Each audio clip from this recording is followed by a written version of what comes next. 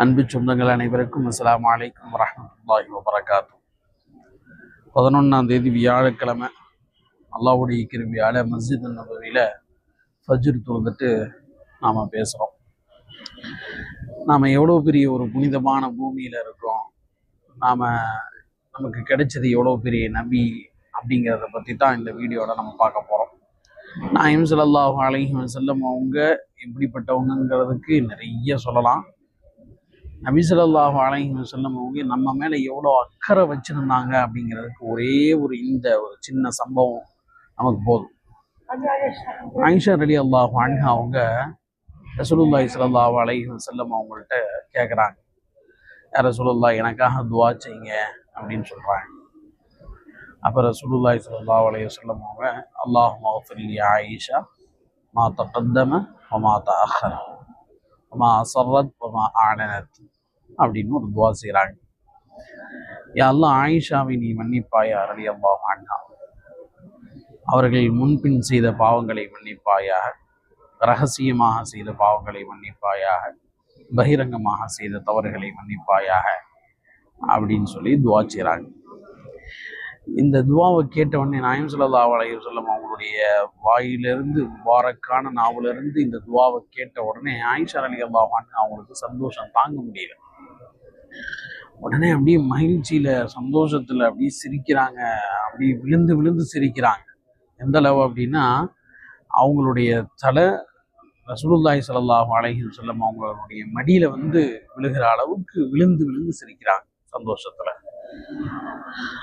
அப்ப நபி ஸல்லல்லாஹு அலைஹி வஸல்லம் அவங்க கேட்குறாங்க, இந்த ஏன் இப்படி சிரிக்கிறீங்க அப்படின்னு கேட்குறாங்க. ஏன் ஆயிஷா இப்படி சிரிக்கிறீங்க ரலியல்லாஹு அன்ஹா அப்படின்னு கேட்கும்போது ஆயிஷா ரலியல்லாஹு அன்ஹா சொல்றாங்க, உங்க நாவிலிருந்து இப்படி ஒரு முபாரக்கான ஒரு துவா கிடைக்கணும்னா எனக்கு எவ்வளோ பெரிய சந்தோஷமா இருக்கும், என்னால் சந்தோஷத்தை தாங்க முடியல அப்படிங்கிறாங்க. அப்பதான் ரசூலுல்லாஹி ஸல்லல்லாஹு அலைஹி வஸல்லம் சொன்னாங்க, வல்லாஹி இன்னஹா தஅவத் உம்மத்தி ஃபீ குல்லி ஸலாம். ஆயிஷா, நான் உனக்கு ஒரு தடவை இந்த துவாவை செஞ்சிடலையா, உன் பேரை சொல்லி, இந்த உம்மத்துக்காக நான் ஒவ்வொரு தொழுகைக்கு பின்னாடியும் 365 நாளும் ஒவ்வொரு தொழுகைக்கு பின்னாடியும் நான் இந்த துவாவை செஞ்சுட்டு வர்றேன் அப்படின்றாங்க. அப்படின்னா நபி ஸல்லல்லாஹு அலைஹி வஸல்லம் அவங்க எவ்வளவு நம்ம மேல அக்கறையா இருந்திருக்காங்க அப்படிங்கிறத நம்ம யோசிக்கணும். நாம ரசூலுல்லாஹி ஸல்லல்லாஹு அலைஹி வஸல்லம் அவங்க மேல உயிரை விட நேசிக்கணும், ரொம்ப பிரியப்படணும் அப்படின்னு ஏன் சொல்றோம் அப்படின்னா, இதுதான் நம்மளை ரசூலுல்லாஹி ஸல்லல்லாஹு அலைஹி வஸல்லம் அப்படித்தான் நேசிக்கிறாங்க, நம்ம மேல அப்படித்தான் அக்கறை வச்சிருக்காங்க. இங்கே மட்டும் இல்லை, இனியும் கியாமத் நாள்லையும் எல்லாத்துக்குமே தெரியும். எல்லாருமே, எல்லா நபிமார்களும் உம்மத்தி உம்மத்தி, என்னுடைய சமுதாயம், நஃப்சி நஃப்சி அப்படின்னு ஓடிட்டு இருக்கும் பொழுது நாயகம் ஸல்லல்லாஹு அலைஹி வஸல்லம் அவங்க மட்டும்தான் உம்மத்தி, என்னுடைய சமுதாயமே, என்னுடைய சமுதாயத்தை காப்பாத்தியா அல்லாஹ் அப்படின்னு அதுக்காக வேண்டி குரல் கொடுப்பாங்க, அக்கறைப்படுவாங்க.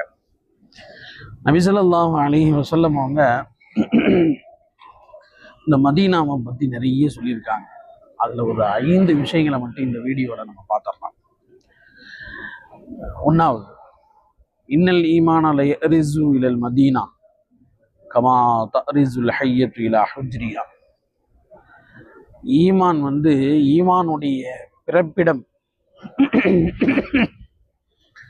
மன்னிக்கணும், ஈமானுடைய பிறப்பிடம் மதீனா அப்படின்னாங்க. எப்படி ஒரு பாம்பு தன்னுடைய பொந்தை தேடி எங்க இருந்தாலும் தன்னுடைய கூட்டை தேடி, தன்னுடைய பொந்தை தேடி ஓடி ஒளிஞ்சிருக்குமோ, அதே மாதிரி ஈமானுடையவர்கள் அடைக்கலமாகிற இடம் மதீனா, முஃமின்களுடைய அடைக்கலமாகிற இடம் மதீனா அப்படின்னு சொல்லியிருக்காங்க. ரெண்டாவது,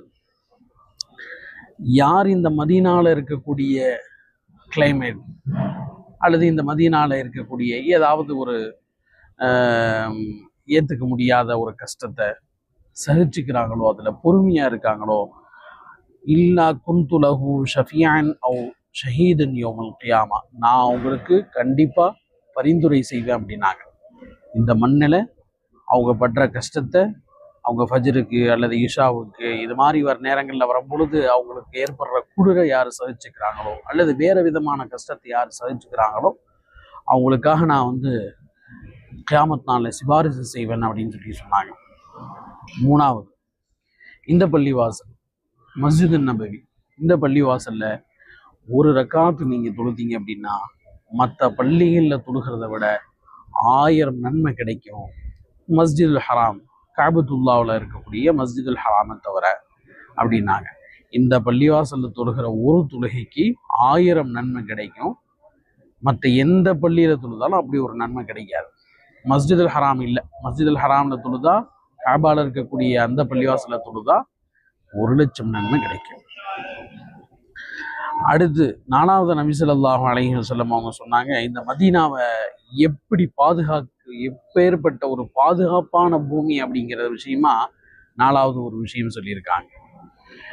இந்த மதீனாவினுடைய எல்லைப்புறங்களில் மலக்குகள் இருக்காங்க, வானவர்கள் இருக்காங்க. அந்த வானவர்கள் இந்த மதீனாவினுடைய தெருக்களை, மதீனாவினுடைய ஊர் பகுதிகளில் எல்லா இடங்கள்லையும் வந்து அவங்க இருக்காங்க.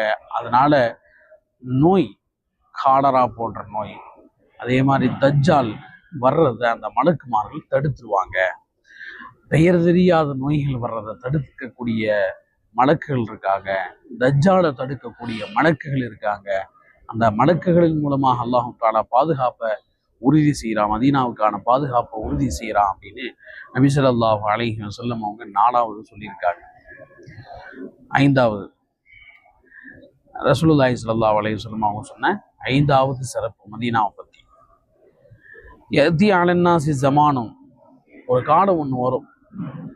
அப்போ வந்து ஒருத்தர் தன்னுடைய சொந்தக்காரரை, தன்னுடைய நண்பரை, தன்னோட பழகினவங்கள, ஏன் மதீனா விட்டு போற, இங்கே வா, இங்கே வா, இங்கே இரு அப்படின்னு சொல்லி கூப்பிடுவார். அதாவது என்ன வரும்னா, அந்த மதீனாவினுடைய சிறப்பு தெரியாம, மதீனாவுடைய அந்தஸ்து தெரியாம, மதீனாவில் இருக்கக்கூடிய அந்த மகிமையை தெரியாம எல்லாம் இந்த ஊரை விட்டு காலி பண்ணி போவாங்களாம். அப்படி ஒரு காலம் வரும் அப்படின்னாங்க. அப்படி அந்த மாதிரி ஒரு காலம் வரும் பொழுது யாராவது ஒருத்தவங்க வந்து, ஏன் இந்த ஊரை விட்டு போனா, இது எப்படிப்பட்ட மண்ணு தெரியுமா, இந்த ஊரை விட்டு போகாத அப்படின்னு தன்னுடைய சொந்தக்காரரை, சொந்த பந்தத்தை, தன்னுடைய உறவுகளை கூப்பிடுவாராம். ஊரை விட்டு போகாத, மதீனா விட்டு போகாத அப்படின்னு. அதுக்கு நபி ஸல்லல்லாஹு அலைஹி வஸல்லம் சொல்றாங்க, வல் மதீனத்து கைருன் லவ் கானூ யஅலமூன், மதீனா தான் சிறந்த மண். அவங்களுக்கு தெரிஞ்சு, அவங்களுக்கு உண்மையிலேயே நாலேஜ் இருந்துச்சு அப்படின்னா, அறிவு இருந்துச்சு அப்படின்னா, மதீனா மாதிரி ஒரு சிறந்த மண் கிடையாது அப்படின்னு நபி ஸல்லல்லாஹு அலைஹி வஸல்லம் அவங்க இந்த ஹதீஸ்ல சொல்றாங்க. நான் மொத்தம் 5 சிறப்புகளை வந்து சொல்லியிருக்கேன். 1வது, ஈமானுடைய பிறப்பிடம் இதுதான். எல்லா முஃமின்களும் இங்கே தான் அடைக்கலம் தேடி வரணும். எப்படி பாம்பு தன்னுடைய பொந்துக்குள் நுழையுமோ அதே மாதிரி ஈமானுடைய பிறப்பிடம், முஃமின்களுடைய பிறப்பிடம் இதுதான். 2வது, யார் இங்கே இருக்கக்கூடிய கஷ்ட நஷ்டங்களை, இங்கே இருக்கக்கூடிய குளிர் மாதிரி கிளைமேட்டில் உள்ள சூழ்நிலையை சகிச்சுக்கிறாங்களோ, பொறுமையா இருக்காங்களோ, அவங்களுக்காக நான் கியாமத் நாளில் சிபாரிசு செய்வேன் ரசூலுல்லாஹி ஸல்லல்லாஹு அலைஹி வஸல்லம் சொல்லியிருக்காங்க. 3வது, இந்த பள்ளிவாசலில் தொழுகிற ஒரு தொழுகைக்கு 1000 நன்மை கிடைக்கும் அப்படின்னு சொல்லியிருக்காங்க. 4வது, மதீனாவினுடைய எல்லைப்புறங்கள்ல, மதீனாவினுடைய தெருக்கள்ல மலக்குகளை வச்சு அல்லாஹ் தஆலா பாதுகாப்பு கொடுத்துக்கிட்டு இருக்கான். அதனால தஜ்ஜால் உள்ள நுழைய முடியாது, பெயர் தெரியாத நோய்கள் உள்ள நுழைய முடியாது அப்படின்னு சொல்லியிருக்காங்க.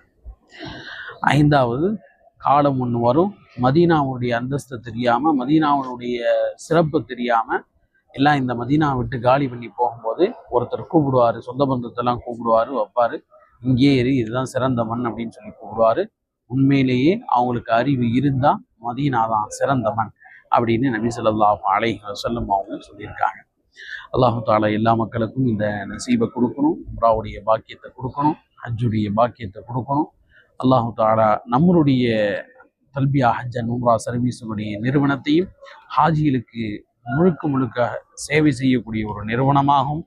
இதன் மூலமாக பல நபர்களுக்கு உம்ராவுடைய பாக்கியம், ஹஜ்ஜுடைய பாக்கியம் நசீபாகக்கூடிய வாய்ப்பினையும் அல்லாஹ் எல்லாருக்கும், எல்லா மக்களுக்கும் தரணும் அப்படிங்கிற துவாவோடு இதை நான் முடிச்சுக்கிறேன்.